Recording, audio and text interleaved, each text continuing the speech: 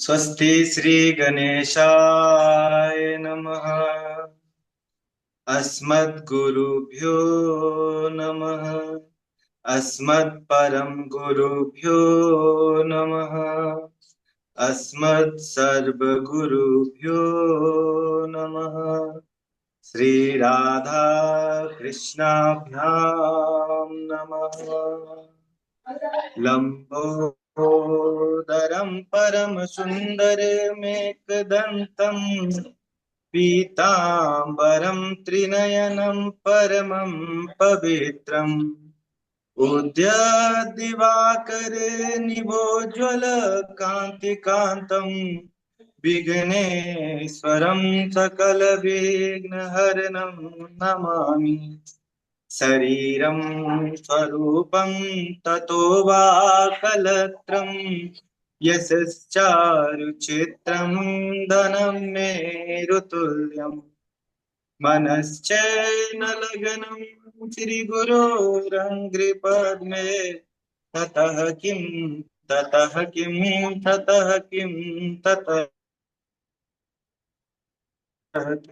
नारायणं नमस्कृत्यं नरं चैव नरोत्तमं देवीं सरस्वती व्यासं ततो जयमुदीरये। जयतु जयतु देवो देवकी नन्दनोऽयं जयतु जयतु कृष्णो वृष्णवंश प्रदीप जयतु जयतु मेघ श्यामल कोमलांगम जयतु जयतु पृथ्वी भारनासो मुकुंद कृष्णात् त्वदीयपदपङ्कज पञ्जरान्ते अद्यैव मे विशतु मानस राजहंस प्राणपयानसमये कपवात पित्ते कण्ठावरोधं विधौ असमरणं कुतस्थे वरहापीडं नटवरवपु कर्णियो कर्णिकारम् बिभ्रदवास कनककपिशं वैजयन्ती च मालाम् रन्ध्रान् वेणोरधर सुदया पूरयन् गोपवृन्दै वृन्दारण्यशपदरम्णम् प्राविशद्गीतकीर्ति करारविन्देन पदारविन्दम् मुखारविन्देन विनवेशयन्तम् वटस्य पत्रस्य पुटे शयानम् बालं मुकुन्दं मनसा स्मरामि। रामाय रामभद्राय रामचन्द्राय वेदसे श्रीरघुनाथनाथाय सीताय पतये नमः। अञ्जनानन्दनं वीरम् जानकी शोकनाशनम् कपीशमक्षहन्तारम् वन्दे लङ्काभयङ्करम् मूकं करोति वाचालम् पङ्गुलङ्घयते गिरिम् यत्कृपात्तमहं वन्दे परमानन्दमाधवम्। भक्त भक्ति भगवंत गुरु चतुर्नाम बपुए इनके पद बंदन किए नासत विघ्न हने।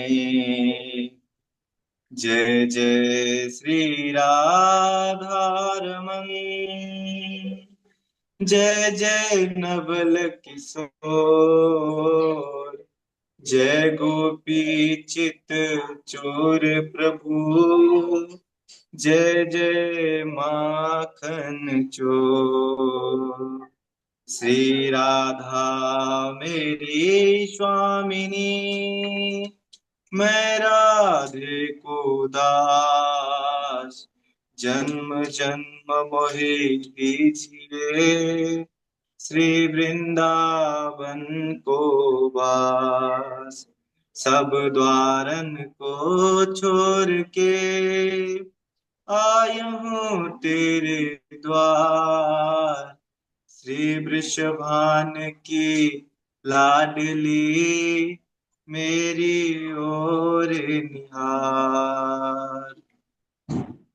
आइए हनुमंत विराजिए, कथा कहूँ मति अनुसार, तुमसे बक रघुनाथ के, पधारिए पवन कुमार।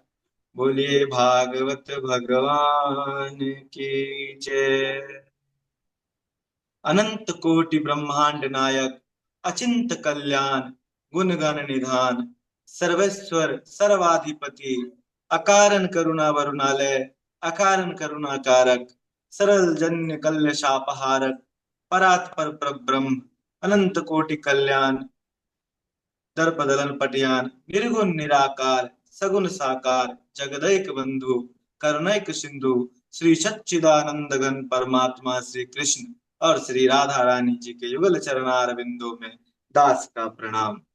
समुपस्थित भागवत भक्त, भगवत कथा अनुरागी बंधु भगनी, आप सभी को सिया राम मैं जानकर दास नरोत्तम प्रणाम करता है। सिया राम मैं सब जग जानी, करहूं प्रणाम जोर जुग पानी। जब तक ज्ञान नहीं होता, जब तक भगवान की कथाओं को सुनते नहीं, तब तक हमारे अंदर भक्ति उत्पन्न नहीं होती, तब तक भगवान से प्रेम नहीं होता। तुलसी बाबा कहते हैं, जाने बिनु ना होत प्रतीति, बिनु परतीति होत न प्रीति। भगवान में प्रीति तभी उत्पन्न होती है जब हम उनको जानते हैं, उनके बारे में अध्ययन करते हैं, तभी भगवान के प्रति प्रेम आता है। हम लोग आज कथा में रामचंद्र जी का जो चरित्र था इक्ष्वाकु वंश का, वो हमने पूरा श्रवण कर लिया था। आज हम लोग चंद्रवंश की कथा को श्रवण करेंगे। चंद्रवंश का वर्णन आज हम लोग सुनेंगे। सुखदेव जी महाराज कहते हैं, अथातः श्रूयताम राजन्, वंशः सोमस्य पावनः, यस्मिन्नैलादयो भूपा, कृत्यन्ते पुण्य कीर्तयः। सुखदेव जी कहते हैं, परीक्षित, अब मैं तुम्हें परम पवित्र चंद्रवंश की कथा का वर्णन सुनाता हूँ, जिसमें पुरुरवा आदि अनेकों यशस्वी राजा हुए। भगवान नारायण के नाभि कमल से ब्रह्मा जी का प्रादुर्भाव हुआ, और ब्रह्मा जी से अत्रि ऋषि की उत्पत्ति हुई, और अत्रि से चंद्रमा, और चंद्रमा से बुद्ध का जन्म हुआ, और बुद्ध से पुरुरवा का जन्म। पुरुरवा के जन्म की कथा हम लोगों ने सूर्यवंश में वैवस्वत मनु के पुत्र जो सद्युम्न थे, जो शिकार खेलते हुए इलाव्रत खंड में प्रवेश कर गए थे, और इलाव्रत खंड चूंकि शंकर जी के शाप से शापित था, इसीलिए वह स्त्री बन गए। बहुत दिन तक वहां भटकते रहे। एक दिन बुद्ध की दृष्टि उस पर पड़ी, और दोनों मोहित हो गए और गंधर्व विवाह कर लिया। उसी से पुरुरवा का जन्म हुआ था। आज इसी पुरुरवा के वंश से चंद्रवंश की को कहा जाता है। पुरुरवा आदि अनेकों यशस्वी राजा हुए थे। अब एक दिन देवलोक में नारद ऋषि से उर्वशी, जो देवलोक की अप्सरा थी, उन्होंने जब नारद ऋषि से पुरुरवा के यश गुण बल संपत्ति का वर्णन सुना, तो काम से संतप्त होकर वह पुरुरवा से विवाह का प्रस्ताव लेकर के पुरुरवा के पास आई। कही, महाराज, मैं आपसे विवाह करना चाहती हूँ। तब उन्होंने कहा कि विवाह तो मैं आपसे करना चाहती हूँ, लेकिन मेरा 3 शर्त है। कुछ शर्तें उन्होंने रखी। मेरे पास 2 ये भेड़ के छोटे छोटे नन्हे बच्चे हैं जिनसे मैं अत्यंत प्रेम करती हूँ, और इससे कोई कष्ट नहीं होना चाहिए। दूसरा, कि मैं आपके यहाँ जब तक रहूंगी घी का सेवन करके घी पीकर रहूंगी। और तीसरा, सहवास के अलावा मैं आपको कभी भी नग्न अवस्था में नहीं देख सकती।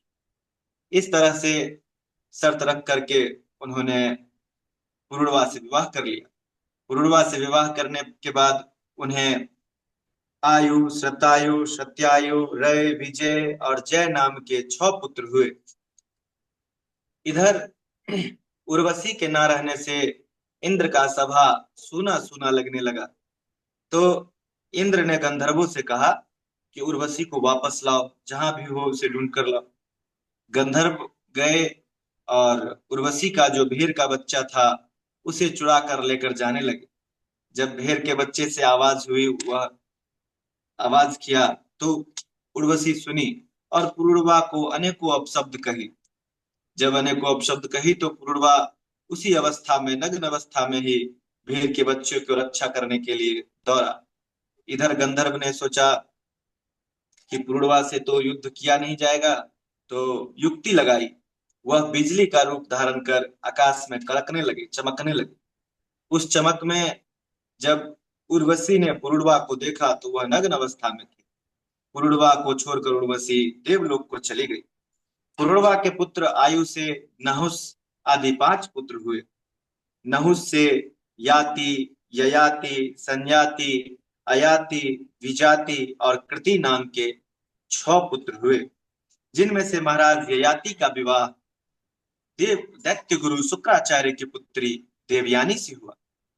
अब परीक्षित जी महाराज प्रश्न करते हैं, कहते हैं कि महाराज, देवयानी तो ब्राह्मण कन्या थी और ययाति दैत ययाति जो थे वो क्षत्रिय थे। तो इन दोनों में विवाह कैसे संभव हुआ? किस प्रकार से इन दोनों का विवाह हुआ? दोनों तो अलग अलग जाति के थे। तो शुक्राचार्य, ये सुखदेव जी भगवान कहते हैं कि शुक्राचार्य की बेटी देवयानी जो थी, वो एक दिन वहां के राजा जो वृषप्रभा थे उसकी पुत्री शर्मिष्ठा और अनेकों सखियों के साथ एक दिन उद्यान के एक जलाशय में निर्वस्त्र स्नान कर रही थी। उसी समय भगवान शिव की सवारी वहां से निकलती है। जब भगवान शिव की सवारी निकलती है तो सब लज्जित होकर के जल्दी जल्दी से अपना वस्त्र पहन लेते हैं। इस जल्दबाजी में क्या होता है कि देवयानी का वस्त्र शर्मिष्ठा पहन लेती है। अब जब देवयानी देखती है कि मेरा वस्त्र शर्मिष्ठा पहन ली, तो वह शर्मिष्ठा को अनेकों अपशब्द कहती है। शर्मिष्ठा को क्रोध आता है और वो देवयानी को एक कुएं में धकेल देती है, उसका वस्त्र छीन लेती है। बेचारी देवयानी कुएं में गिर जाती है। अब इधर से देवयोग के सहयोग से महाराज ययाति वहां से गुजर रहे थे। उन्हें प्यास लग जाती है और संयोगवश वह उसी कुएं के पास जाते हैं जिसमें देवयानी गिरी होती। जब उन्होंने देवयानी को देखा तो उनको हाथ देकर बाहर निकाला। जब उन्हें बाहर निकाला तो देवयानी ने कहा कि महाराज, आपने मेरा हाथ पकड़ा है तो यह हाथ कोई और ना पकड़ सके, इसीलिए आप मुझसे विवाह कर लीजिए। तो महाराज ययाति कहते हैं कि आप तो ब्राह्मण कन्या हैं और मैं तो क्षत्रिय हूँ, तो मेरा आपका विवाह तो संभव नहीं है। तो देवयानी कहती है कि महाराज, मुझे देव गुरु बृहस्पति के पुत्र कच्च का श्राप है कि मेरा विवाह कभी भी ब्राह्मण कुल में नहीं होगा, इसीलिए आप मुझसे परिणय कर लीजिए। जब इस प्रकार से देवयानी कहती हैं तो महाराज ययाति मान लेते हैं। देवयानी अपने पिता शुक्राचार्य के पास वापस आती हैं और शर्मिष्ठा ने जो उसके साथ किया था वह सब कुछ अपने पिता को कह देती। शुक्राचार्य जी को उनकी पुत्री बहुत प्यारी होती है। वो बहुत क्रोधित हो जाते हैं और क्रोध से कहते हैं कि मैं यह राज्य छोड़ दूंगा। ऐसा निर्णय कर कर वो दोनों पिता पुत्री वहां से चल देते हैं। अब महाराज वृषप्रभा के गुरु थे शुक्राचार्य जी, वो हाथ जोड़े उनके पीछे पीछे कि महाराज, आप मेरे घर को छोड़कर, मेरे राज्य को छोड़कर मत जाइए। बहुत अनुनय विनय करते हैं तो शुक्राचार्य जी मान जाते हैं, कहते हैं कि मेरे कहने ना कहने से कुछ नहीं होगा, तुम मेरी पुत्री देवयानी को मनाओ, यदि वो मान जाती हैं तो मैं रुकने को तैयार हूं। अब वृषप्रभा देवयानी के पास जाते हैं, उनसे विनती करते हैं, तो देवयानी एक शर्त रखती हैं। कहती हैं कि हम रुक जाएंगे, लेकिन उसकी एक शर्त है कि, वो वृषप्रभा कहते हैं क्या शर्त है बताइए, आपकी जो शर्तें होंगी हमें सब मान्य है। तो वो कहती हैं कि तो सुनो, जहां मेरा विवाह हो तुम्हारी पुत्री मेरी दासी बनकर चले। अब एक राजा की पुत्री गुरु की पुत्री के यहाँ दासी बनकर जाए, ऐसा शर्त रख दिया देवयानी ने। लेकिन गुरु का स्थान सबसे ऊंचा होता है, इसीलिए शर्मिष्ठा को उसके पिता ने देवयानी के यहाँ दासी बनने के लिए मना लिया, और वो मान गई अपने पिता की बात। देवयानी के यहाँ दासी बनकर वो गई। महाराज ययाति से देवयानी का विवाह हुआ, जिससे दो पुत्र हुए, तबरसु और यदु। ये दो पुत्र देवयानी से हुए। एक दिन महाराज ययाति ने शर्मिष्ठा को देखा, और शर्मिष्ठा ने महाराज ययाति को देखा। दोनों एक दूसरे पर मोहित हो गए, और दोनों एक दूसरे से गंधर्व विवाह कर लिए। अब इससे तीन पुत्र उत्पन्न हुए। ले लेंगे ले शर्मिष्ठा लेंगे। से महाराज ययाति को तीन पुत्र हुए। तीनों पुत्रों का बारे में जब पता चला देवयानी को कि शर्मिष्ठा से मेरे पति का तीन पुत्र हुआ, तो वह बहुत क्रोधित हुई और गुस्सा करके अपने पिता शुक्राचार्य के पास वापस चली गई। जब वापस चली गई और अपना सारा वृत्तांत व्यथा सुनाया अपने पिता को, तो पिताजी बहुत क्रोधित हुए शुक्राचार्य जी, और उन्होंने श्राप दे दिया ययाति को कि ययाति तू बूढ़ा हो जा। ययाति बूढ़े हो गए। अब ययाति हाथ जोड़कर गुरुदेव के पास गए, बोले गुरुदेव, मेरी तो भोग की लालसा अभी तक पूर्ण भी नहीं हुई है, और आपने मुझे श्राप दे दिया। अपना श्राप वापस ले लीजिए महाराज, क्योंकि इस श्राप से आप ही की पुत्री की हानि हुई है। आप ही की पुत्री को लोग कहेगा कि बूढ़ा पति है। तो शुक्राचार्य जी कहते हैं कि चलो कोई बात नहीं, श्राप तो वापस नहीं होगा, तुम अपने किसी पुत्रों से अपनी जवानी बदल लो। यदि पुत्र तुमको जवानी देने को तैयार हो जाए तो तुम जवान हो जाओगे, अपनी जवानी बदल लो। अब ये पहले देवयानी के पुत्र यदु और तबरसु से बात किए, लेकिन उन्होंने जवानी देने से इनकार कर दिया। तब शर्मिष्ठा के पुत्र जो थे, जिनका नाम था अनु, दहु और पुरु, उनसे बात किए। सबसे छोटे वाले का नाम पुरु था। पुरु के पास जब गए, बाकी सब ने मना कर दिया अपनी जवानी देने से। बोले कि यदि मैं बूढ़ा हो जाऊं तो फिर इस जीवन का क्या फायदा, तब मेरा जन्म ही क्यों हुआ, मैं कुछ संसार में भोग ही कहाँ पाया। मैं आपको जवानी दे दूं तो मेरा जिंदगी का क्या होगा। कोई नहीं दिए जवानी। तो अपने सबसे छोटे पुत्र पुरु के पास गए, पुरु के को अपना बात बताए। तो पुरु कहते हैं, कोनु लोके मनुष्येन्द्र पितुरात्म कृतः पुमान् प्रतिकीर्तुं क्षमो यस्य प्रसादात विन्दते परम। कहते हैं पिताजी, पिता की ही कृपा से पुत्र को शरीर प्राप्त होता है। ऐसी अवस्था में पिता के उपकार का बदला कौन चुका सकता है। उत्तम पुरुष, उत्तम पुत्र तो पिताजी वही है जो पिता के मन की बात को जानकर उसे पूरा कर दे, उसे उत्तम पुत्र कहते हैं। जो कहने पर पूरा करे उसे मध्यम पुत्र कहते हैं, और जो पिता के कहने पर भी उनकी इच्छा को पूर्ण ना करे वो तो अधम पुत्र है। ऐसे पुत्र से ना रहना ही अच्छा है। ऐसा कहकर पुरु ने अपनी जवानी अपने पिता को दान कर दी। अनेकों वर्ष तक महाराज ययाति भोग लालसा में विलास में लगे रहे। अंत में उन्हें वैराग्य हो जाता है। कहते हैं, मात्रा स्वस्त्रा दुहिता वा न विविक्ता सनो भवेत् बलवान इंद्रिय ग्रामो विद्वान समपि कर्षति।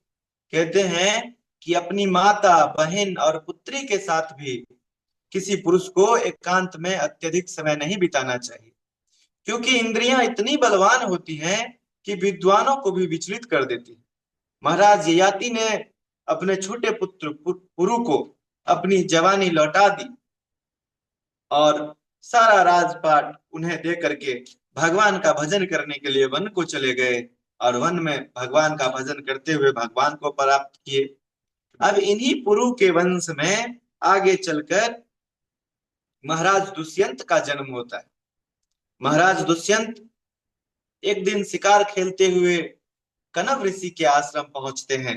वहां उन्होंने उन्हें एक सुंदर दिव्य रूपवती स्त्री दिखाई देती है। वह मोहित हो जाते हैं और उससे पूछते हैं कि आप कौन हैं? दिखने में तो आप कोई राजकुमारी लगते हैं। तब वो स्त्री कहती है, युवती कहती है कि आपका कथन सत्य है। मैं देव अप्सरा मेनका और ऋषि विश्वामित्र की पुत्री शकुंतला हूं। दुष्यंत शकुंतला से गंधर्व विवाह कर लेते हैं और कुछ दिन रहकर वापस अपने राज्य को चले आते हैं। शकुंतला वहीं कनव ऋषि के आश्रम में रहती हैं और अपने पति के प्रेम में खोई रहती हैं। ऐसी कथा है कि उन्हें एक दिन वो अपने पति के प्रेम में उनके याद में खोई हुई थी और दुर्वासा ऋषि उनके यहाँ आते हैं और उनका ध्यान टूट नहीं पाता है। वो दुर्वासा ऋषि पर ध्यान नहीं देते हैं, इसीलिए उन्हें श्राप मिल जाता है कि आपका पति जिनके याद में आप खोए हैं वो आपको भूल जाएंगे। जब यह अपने पति के पास वापस जाते हैं तो इनको पति पहचानने से इनकार कर देते हैं।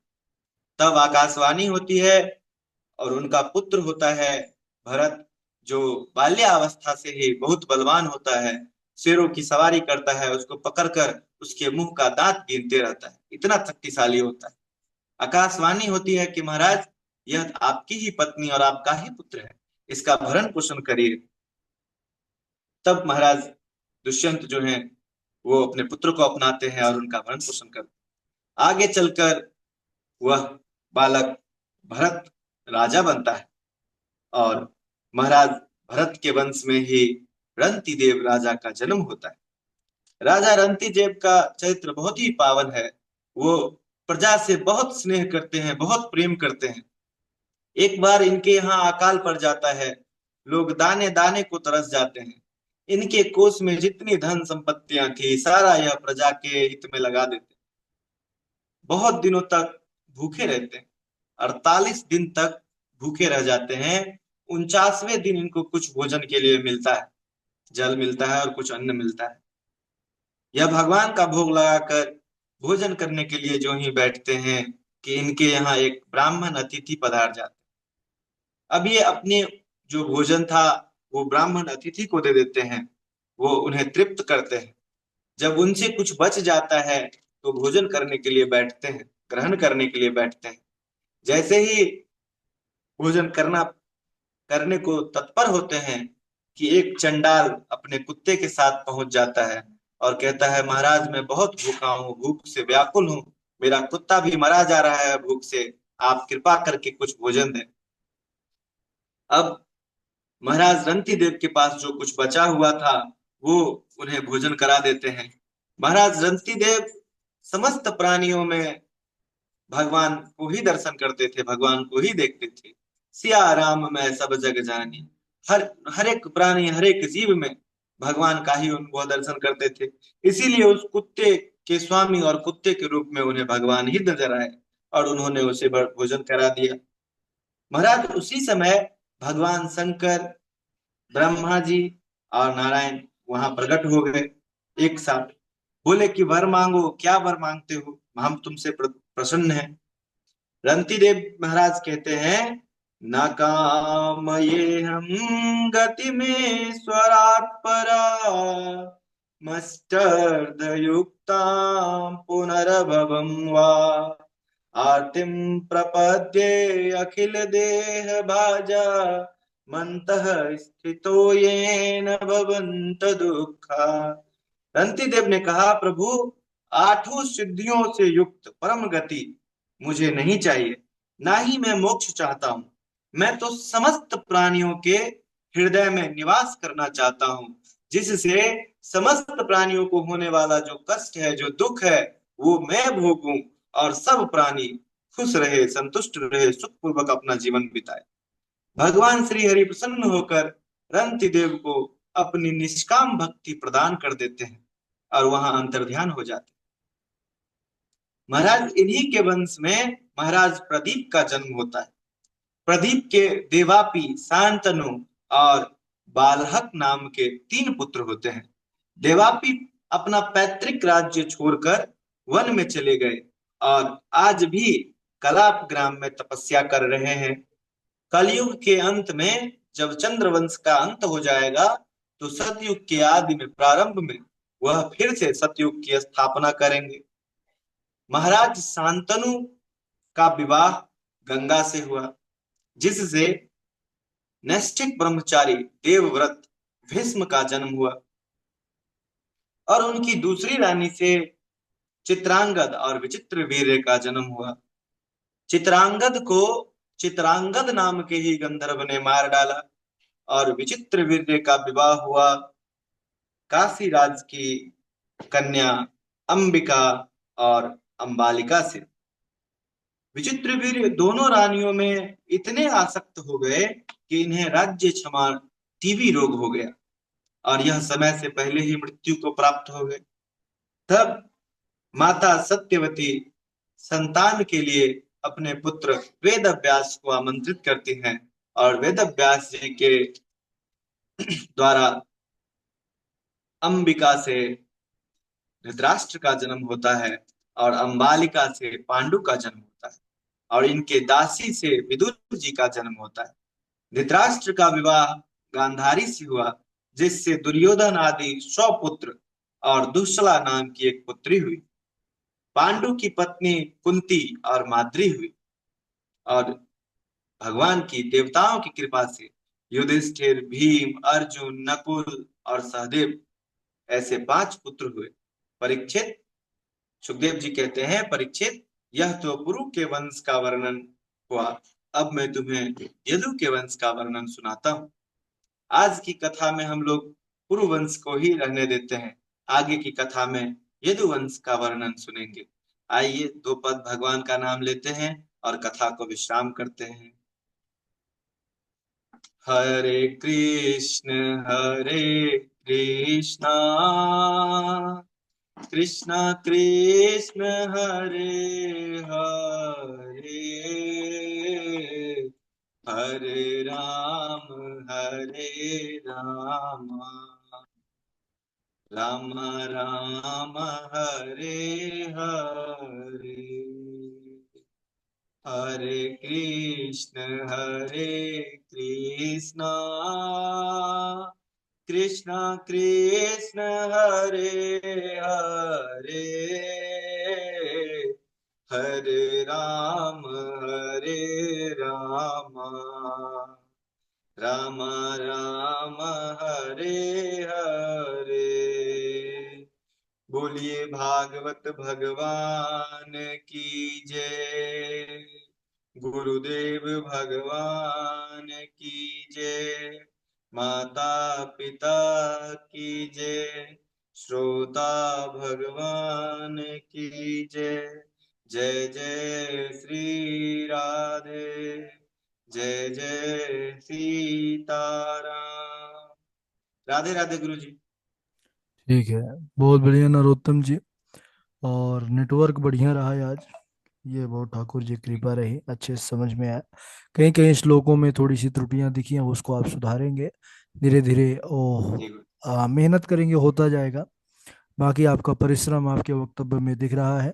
हमको विश्वास है कि जल्दी जल्दी वक्तव्य करेंगे तो बहुत बढ़िया हो जाएगा। ठाकुर जी कृपा बनी रहे। बाकी आगे का मार्गदर्शन झा जी हमारे करेंगे।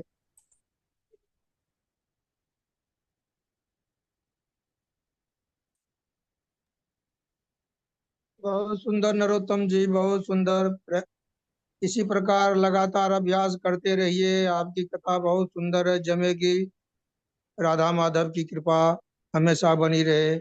जय श्री राधे, जय श्री राधे। धन्यवाद। सब गुरु जी की कृपा है।